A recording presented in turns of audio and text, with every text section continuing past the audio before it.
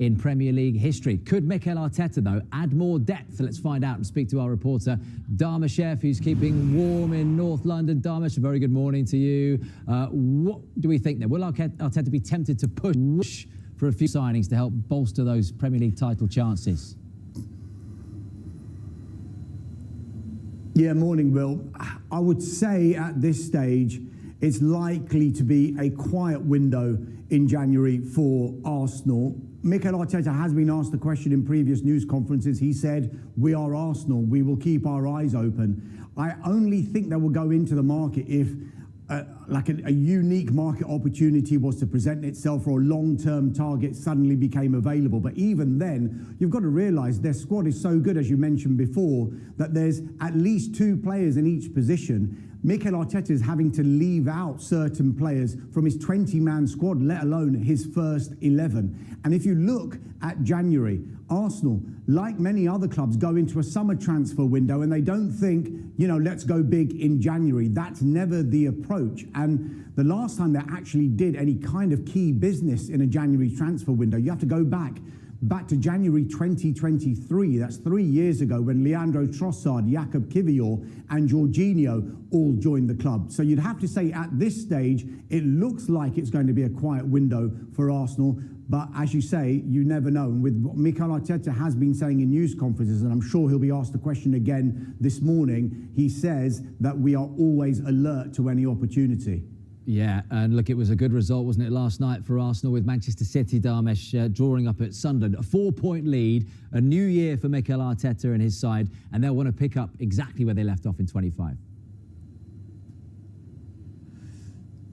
Oh, 100%, and I'm sure they really enjoyed Manchester City dropping points at the Stadium of Light last night. But as far as Arsenal are concerned, what a way to end 2025 with that statement victory over Aston Villa by 4-1 at the Emirates. And look, the games are coming thick and fast, though, aren't they? They've got Bournemouth tomorrow. It will be their 5th game in 15 days. I know every other club has got that problem as well with this fixture schedule, but Arsenal's season so far, even though they are top, has been blighted by injuries. But you get the impression that they are moving closer to a fully fit squad. You'll know that Kai Havertz returned to the squad against Aston Villa for the first time since the opening day of the season. Gabriel Jesus scored his first goal for Arsenal since New Year's Day in 2025. There are a few other injury issues that Arsenal have got in the form of Christian Mosquera, Ricardo Calafiori, and of course Declan Rice, who missed that game against Aston Villa.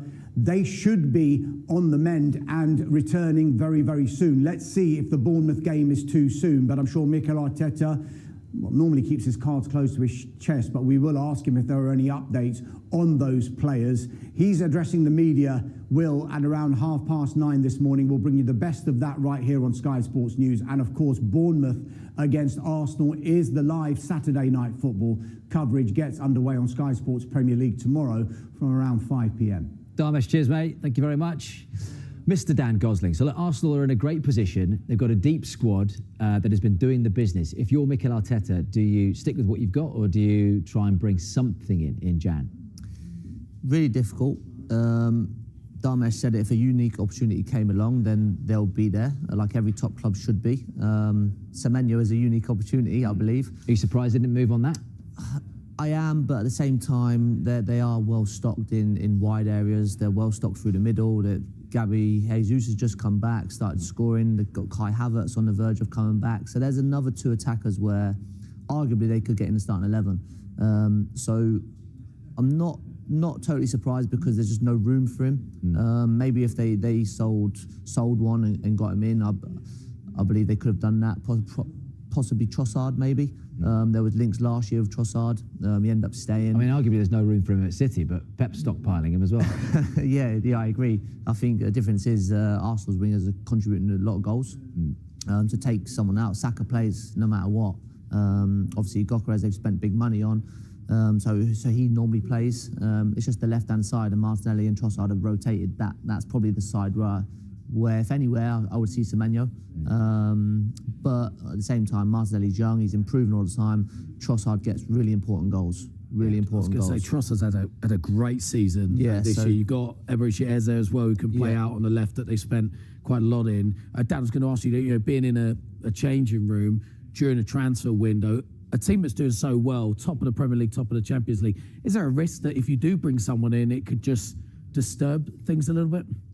Yeah, there is that. I think if Semenyo did go to, say, an Arsenal, I think that the two guys on the left would be a little bit concerned and think, oh, where's my game time coming? So it can upset it a little bit. So I don't see Arsenal moving for Semenyo, to be honest. I think in another window, in maybe the summer possibly, would have more time to sort the squad out. But at this moment in time, and the other caveat is people don't want to leave Arsenal right now. Yeah. They're on the verge of winning the Premier League for the first time in 15, 20 years. So, why would you want to leave when you're playing a big part in the squad? And it's hard to argue against what we just mentioned there, this Arsenal squad being the strongest in Premier League history. I mean, the Invincibles were incredible as a squad and as a group of players, and 2 and 3 in every position now, James. But where if they did look to strengthen, and we've heard this phrase twice over the last 5 minutes, this unique opportunity, positionally, where would they be weakest in looking? Well, look, unique opportunities come and go. Look, these clubs have plans throughout. They have plans for a year, 2 years, 3 years in advance.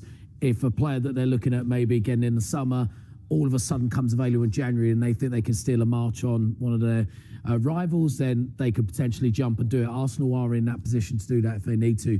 If you talk about Arsenal's weak, look, it's very difficult to see a weakness in that squad. It is the deepest squad I've ever seen at Arsenal, ever. They've got replacements in every single position, players that Mikel Arteta now trusts, which was an issue previous seasons where he didn't trust those players to come in, hence why he had such a tight group that played so many minutes and so many games, led to a lot of injuries. I think the back line with obviously Mosquera's injury maybe leaves them maybe a little bit vulnerable at times, but still we've seen them cope without Gabriel, without Saliba. Ben White didn't play much, then he's come in. Timber's missed a couple of games. Calafiori's out, but you got Lewis Skelly still there. You feel like with this Arsenal side, there are still 2 players in every single position, and they're not just like a squad player. They are 2 players that you feel could play for a lot of Premier League sides and do a wonderful job as well. I know James is answering this, but just finally on Arsenal, on City, on Semenyo, on the title race, does the Semenyo signing, which looks like it's imminent for City, give them the advantage, do you think, in the title race, Dan? I think it's going to go down to the wire. I think it's going to be really close. I see it as a 2-horse race. Villa are doing fantastic, and that they could add as well with a couple departing. But I don't see them lasting. I think you could see the gulf in quality the other night when Arsenal played them. I think they overran them in the end. After Villa's strong start, they could have went 1 or 2 up, to be honest. But in the end, I think that the quality's shown. Semenyo gives Man City more goals. Is that a fence you're sitting on there, Dan?